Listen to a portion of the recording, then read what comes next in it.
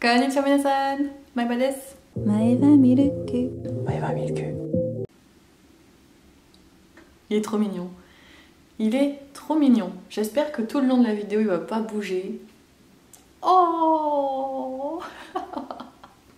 Nouvelle vidéo où aujourd'hui j'ai envie de vous parler des choses en fait où vous êtes nombreux à me demander Maeva, ça va, il y a des choses qui te manquent pas trop au Japon. Du coup je me suis dit je vais peut-être faire une vidéo avec les points, des choses qui vont me manquer, qui me manquent, ou pour moi ce sont des choses aussi où je suis un peu triste que ça n'existe pas en France parce que c'est pratique, ou voilà, des petites choses comme ça. Et aussi le point sur des choses que au fil de mon année au Japon, il y a des choses que je n'apprécie plus, que je n'ai pu apprécier à force, ça m'a saoulée. Et c'était des choses où je me disais, vivre dans un pays comme ça longtemps, c'est fatigant. C'est fatigant. Donc voilà, on va parler de ce genre de petits points, hein, tout en sirotant mon petit bubble tea. J'espère d'ailleurs en parlant de bubble tea que ma vidéo d'avant avec la recette du cream cheese latte, cream cheese tea latte, j'ai un peu l'overdose moi perso parce que ça fait 3-4 semaines que j'ai réussi à faire la recette et que j'en fais toutes les semaines. Là je commence à saturer. Alors ce qui va me manquer, ce qui me manque déjà au Japon, donc là ça fait 3 mois que je suis rentrée du Japon. Oui, je ne fais pas beaucoup de vidéos sur mon retour au Japon parce que en fait il y a tellement de choses à dire et aussi des choses où je vois pas l'intérêt en fait. C'est vraiment ce qui me manque le plus, je pense pour moi au Japon, c'est l'accessibilité grâce aux combini. Les combini, vous connaissez, hein, ces petites supérettes ouvertes tout le temps, tous les jours, dont le 7-Eleven, le Family Mart, Lawson, pour ne citer que, vu que ce sont pour moi mon top 3. D'ailleurs, si je devais faire un top, ce serait en premier le Family Mart. Pourquoi? Eh bien parce que, je sais pas, je les trouve plus inventifs, même au niveau des goûts, en fonction des saisons. Parce qu'au Japon, c'est connu qu'à chaque saison, il y a toujours un petit goût qui va venir en édition limitée chez certaines marques, etc. Et le Family Mart est une enseigne de combini qui eux aussi se lancent dans ce truc, et à chaque fois ils font des éditions avec des goûts vraiment sympas. Donc c'est pour ça que j'aurais un petit coup de cœur en premier pour le Family Mart, pour tout ce qui est sucrerie. Et aussi niveau boissons, ils ont des boissons assez sympas de souvenirs, genre les frappés là, que je vous en avais parlé cet été dans mes stories et peut-être dans certaines de mes vidéos, je vous en ai parlé vite fait. Enfin, moi j'ai trouvé ça excellent qu'ils se lancent à faire des petits frappés comme ça à moins de 250 yens. Après, plus les mois passaient et ils ont augmenté leur prix, ça allait jusqu'à 400 yens. Là j'ai fait ok, c'est bon, j'achète plus. Donc ouais, le Family Mart, je le mets en premier pour ça. Après en deuxième, je mets le 7-Eleven parce que je trouve que les plats qu'ils ont chez eux sont vraiment plus intéressants qu'au Family. Après, tous les produits lambda niveau sucré, etc., c'est redondant, c'est le même style quoi. D'où le fait que le Family Mart, je le mets en premier vu que eux-mêmes, voilà, font de leurs choses. Et en troisième, le Lawson. Le Lawson, j'aime beaucoup aussi, surtout leurs boissons. Eux, ils font aussi des super bonnes boissons dans les styles Lawson natural. Vous allez avoir des bons petits smoothies ou des boissons à base de fruits, à base de thé, etc. Vraiment cool. Donc ouais, les combini, franchement, moi je sors de chez moi, le premier truc que j'ai c'est Carrefour City. Quand je vois le choix à mon Carrefour, franchement, je suis en mode oh, les trucs rapides, c'est des petits plats dégueulasses, ça donne pas envie, des sandwichs et tout. Enfin franchement, et le prix aussi, tu fais ouais ok. Vraiment ça me manque là, juste l'accessibilité à ce genre de choses. Ensuite un truc qui me manque vraiment beaucoup parce que c'est quelque chose que vous ne pourrez trouver que au Japon, ce sont les onsen, les sento, tous ces trucs là. Donc ce sont des bains publics japonais, vraiment typiques japonais. Il y en existe partout, dans tous les recoins. Moi dans mon quartier j'en avais 2. Et en gros, quand vous rentrez dans ce genre de truc, vous payez entre 300 et ça peut monter jusqu'à 450, 500, 800 pour les petits trucs. Sinon ça peut aller plus haut pour des grands centres. Et dedans en fait c'est des bains publics à poil, donc séparés, hein, c'est pas mixte bien évidemment. Et j'appréciais vraiment ça, c'était un de mes coups de cœur. Une fois par semaine, de temps en temps, on aimait bien y aller pour se faire du bien, décompresser, etc. C'est vrai qu'au premier abord, vous allez vous dire, allez tout nu là-dedans, avec des étrangers, des japonais, c'est bizarre. Mais oui, la première fois, c'est très chelou, on se sent mal à l'aise, on sait pas trop comment ça marche. On a beau essayer de regarder comment les autres font discrètement, ouais, comment ils font pour se changer. Oh putain, mon dieu, ils se changent carrément devant le casier. Voilà, c'est assez spécial, mais une fois que vous avez essayé et que vous voyez que les Japonais s'en foutent de vous, c'est pas parce que vous êtes étrangère qu'ils vont vous regarder tout le temps. Vraiment, les Japonais ne font pas vraiment attention. Ça peut arriver, des fois vous allez aller dans un sento à tel jour, telle heure, il y a peut-être une ou deux personnes où vous allez peut-être croiser les regards et vous sentez que c'est un regard parce que vous êtes étranger. Mais à part ça, franchement, c'est très rare que je me suis sentie mal à l'aise. Enfin, peut-être même jamais. En fait, tant que vous respectez les règles, personne ne vous fera chier. Dans ces endroits-là, il faut pas y aller, enfin, vous n'avez pas le droit d'être tatoué malheureusement pour y aller. Après, vous avez certains sento, certaines scènes qu'ils acceptent, mais il y en a très très peu. Si vous avez les longs cheveux, il faut les attacher. Et puis surtout, la première chose à faire quand vous arrivez, c'est pas tout de suite d'aller plonger dans les bains. Hein? Il faut d'abord se laver. Au Japon, c'est comme ça que ça marche. Et personnellement, je trouve ça d'une logique pure. Ça paraît bête, mais il faut se laver d'abord. Et vous avez donc plein de petites douchettes devant un miroir où vous pouvez vous asseoir pour vous laver. Il y a des gens, vraiment, ils vont passer plus de 10 minutes. Et encore, je suis gentille, 10 minutes, hein, mais voilà, ils restent super longtemps à se laver. Ils ont tout ramené leur attirail, des brosses pour bien frotter, des outils. Ils se rasent, ça se démaquille, ça fait les soins, les masques en tissu et tout ça. Vraiment la totale. Ils vont se laver, mais dans tous les sens, tous les recoins, le truc que même toi chez toi tu fais pas. Donc en fait c'est assez pratique dans le sens où tu te dis au final c'est mieux parce que c'est un endroit approprié pour ça et tu peux y aller prendre tout ton temps, tu peux même passer ta journée si tu veux. À certains petits onsen, sento, vous avez également une cuisine, donc une fois que vous vous êtes rhabillé ou sinon vous mettez un peignoir parce que des fois vous allez avoir un peignoir à disposition. Et bien, vous pouvez aller à la cuisine, donc au petit restaurant, sélectionner votre petit plat, manger. Alors en général, on fait ça après, puis on se casse après. Si vous voulez rester, vous y retournez, hein, tout simplement. Mais vraiment, ce petit moment de détente me manque, parce qu'ici, il n'y a pas de ça. Si vous voulez aller dans des trucs comme ça de relaxation, c'est des trucs avec des séances à l'heure, à la minute, etc. Ou sinon, il faut aller à la piscine. C'est pas pareil, ce n'est vraiment pas pareil, ça n'a rien à voir. Après, bien évidemment, qui me manque beaucoup également, c'est la nourriture. La nourriture japonaise, c'est vraiment un de mes péchés mignons. Et pour tout style, franchement, j'ai même pas le temps de vous citer tout ce que j'aime, parce que là-bas au Japon, déjà, beaucoup de restaurants sont très très peu chers, on peut s'en sortir pour manger pour 4 balles. 4 balles! Donc ça, c'est vraiment un truc qui me manque beaucoup. C'est un peu le même style en fait que l'accessibilité comme les combini, quoi. C'est quelque chose qu'on n'a pas ici.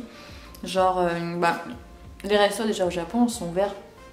Je vais pas exagérer, mais pas H24, mais c'est ouvert de 11h jusqu'à non-stop en fait dans la journée. Donc, en gros, vous pouvez manger ce que vous voulez, quand vous voulez. Ici en France, combien de fois... Tiens, l'exemple, hier, avec une de mes potes, il était passé 13h10, l'heure de manger. À la base, on avait prévu de prendre un emporté et d'aller chez moi, et au final, on avait tellement faim qu'on s'est dit, bon, on va se poser quelque part. On était dans un restaurant. Le restaurant, il fermait à 14h. 14h. En gros, si à 13h30, 13h45, tu as enfin du temps pour aller manger dehors et que tu veux te faire un bon resto, pas trop cher, sympa, et ben c'est limite mort parce que s'il ferme à 14h, ça veut dire que les derniers services sont à 14h. C'est ce qui s'est passé dans le resto où je suis allée. Nous on est arrivé tout pile, enfin on est arrivé quoi, 13h10, 13h20. On est rentré sans problème, mais à 13h40, il y a un mec qui est rentré, on lui a dit non désolé, on ferme dans 20 minutes. Enfin voilà, hein, chaque resto fait comme ils veulent, mais moi je trouve que quand on est à un restaurant, tu restes ouvert jusqu'à maximum 15h quand même. Enfin, il y a des gens, ils travaillent le midi, ils ont peut-être pas le temps de manger à midi, et s'ils veulent se faire un bon petit plat, ils sont obligés soit d'aller à McDo, d'aller à Quick, enfin toutes ces enseignes de fast-food dégueulasses, qui, je dis pas ça me fait plaisir une fois de temps en temps, mais souvent, voilà, c'est assez compliqué. Donc ça, c'est un truc que je trouve très très chiant en France. Hein. Une fois que tu as pris goût au Japon, c'est horrible parce que voilà, t'as pris l'habitude. Je vais m'arrêter là parce que j'ai des choses à dire dans le négatif. Donc vous allez croire, putain la meuf, tout ce qui lui manque c'est la bouffe, les magasins de resto, Les combini, il n'y a rien d'autre qui m'intéresse.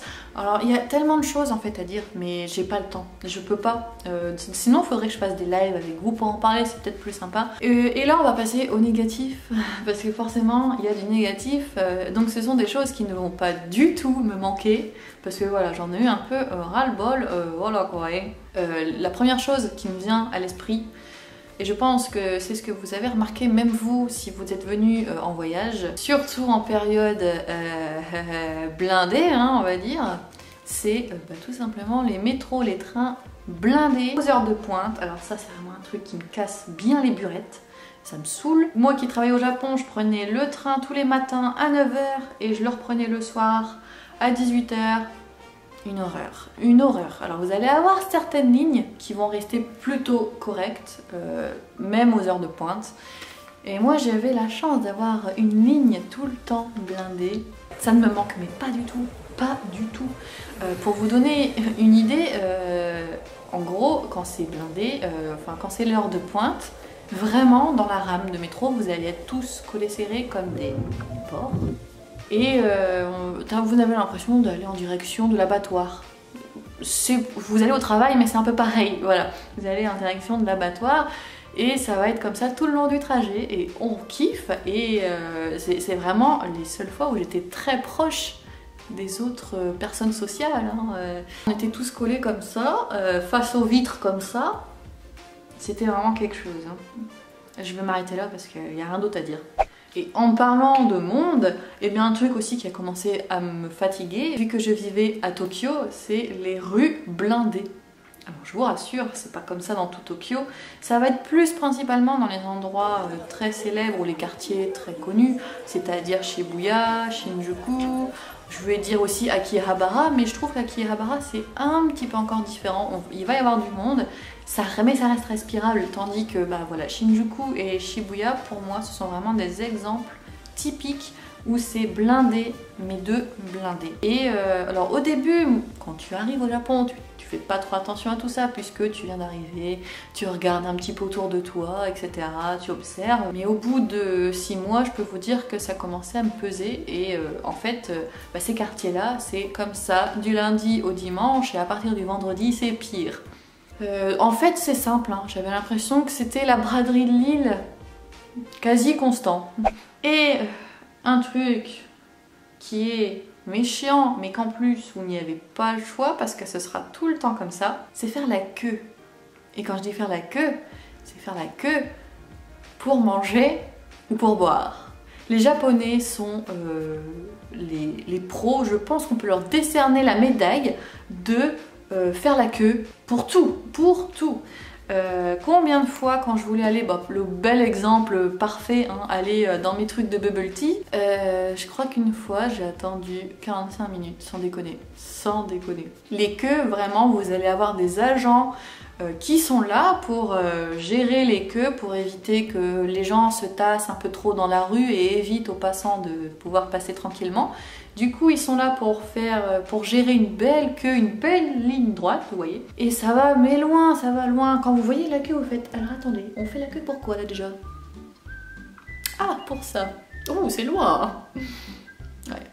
Alors je l'ai fait une seule fois 45 minutes. Après je me suis dit bon 45 minutes pour un bubble tea Maëva, faut pas déconner, faut pas faire ça à chaque fois. Donc s'il y a trop de monde, tu le fais pas, s'il te plaît. Donc voilà, quand je voyais les queues un petit peu plus petites que des queues qui ont l'air d'être de 45 minutes ou plus, parce que il peut y avoir plus, hein, sans déconner, hein. Ça peut monter jusqu'à 4 ou 5 heures de queue. Les gens là-bas ils sont ouh. En même temps, quand on sait que Tokyo est la ville la plus peuplée du monde, ben je pense qu'il y a aussi un peu de ça. Donc voilà, ce sont principalement les points que j'ai retenus de mon année, en ce que j'ai aimé, ce qui va me manquer et ce qui ne va pas du tout me manquer. Voilà, vous voyez, ce sont des petits points un petit peu, voilà, pour rigoler, mais qui sont une part de vérité. Et vous, si vous êtes venu au Japon, que ce soit en vacances ou pour y vivre un certain temps, est-ce que vous aussi vous avez remarqué ça? Est-ce que ce sont des choses qui vous aussi vous ont plu ou vous ont déplu? Dites-moi, parce que je suis curieuse de savoir, est-ce que je suis une folle ou bien je ne me sens pas seule? En ce moment, je m'occupe pour mon cosplay de Daenerys. Je n'arrête pas de vous popper avec mes stories par-ci par-là. J'avais commencé ce costume avant de partir au Japon en fait. J'ai eu un coup de cœur sur les tenues de Daenerys dans la saison 7. Et Daenerys était un personnage que je commençais à apprécier de plus en plus. Et ce genre de tenue c'est vraiment mon kiff et j'étais en mode oh putain de sa mère, il faut que je fasse la tenue. Et je l'ai acheté, il y a des choses qui me plaisaient pas que j'ai dû modifier moi-même. Je ne suis pas une grande couturière mais par contre tout ce qui est faire les armures ou des petites parties qui nécessitent des travaux manuels, moi ça j'adore. Et là je continue à bosser sur la chaîne parce que j'avais pas eu le temps de finir. Et là quand je vois le résultat je me dis oh putain ça va péter sévère ce costume, j'ai tellement hâte de le porter. Mais alors quand et quoi je vais le porter, pour l'instant je ne sais toujours pas, vu que en fait il faut que je termine la chaîne qui est pas finie, sinon c'est pas portable. Mais pour moi, là dans mon esprit, c'est en mode je voudrais le porter pour les Geek Days de Lille, donc on va espérer que d'ici là j'aurai fini la chaîne. Normalement oui, et si vous allez aux Geek Days de Lille, n'hésitez pas à venir me voir, je serai du coup en Daenerys, normalement. Et sinon, je souhaitais aussi remercier les gens qui m'ont soutenu sur Utip. Je vous avais dit que grâce à vous, j'avais réussi à collecter 30 € depuis que j'ai ouvert mon compte en novembre. Et ces 30 €, je les avais utilisés pour faire le vlog à Paris.